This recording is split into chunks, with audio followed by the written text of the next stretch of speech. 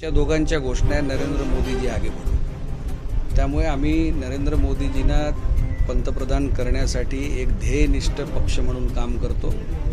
आज मिहीरबाईंना ईशान्य मुंबई लोकसभेची उमेदवारी मिळालेली आहे। निश्चित ईशान्य मुंबईचा विजय हा नेत्रदीपक विजय असेल आणि ईशान्य मुंबई सहित मुंबईच्या 6 जागा महायुती जिंकतील, त्याच्यासाठी आम्ही कामाला लागलेलो आहोत। पक्षाने जे जबाबदारी दिली आहे कार्यकर्ता म्हणून, ते वेळोवेळी जे काही जबाबदारी आम्हाला पक्षाने दिली आहे ते आम्ही पूर्ण इमानदारीने ते पार पाडली आहे।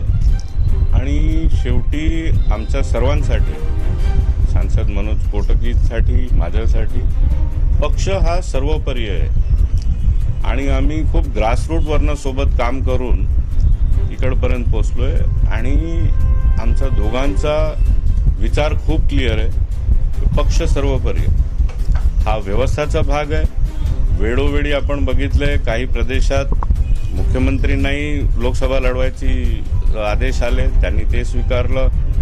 तसंच व्यवस्थाचा भाग म्हणून जे जबाबदारी पक्ष आम्हाला देते, सांसद मनोज कोटकजींचं गेल्या 5 वर्षाचं कार्य हे निश्चितच खूपच उत्कृष्ट होतं।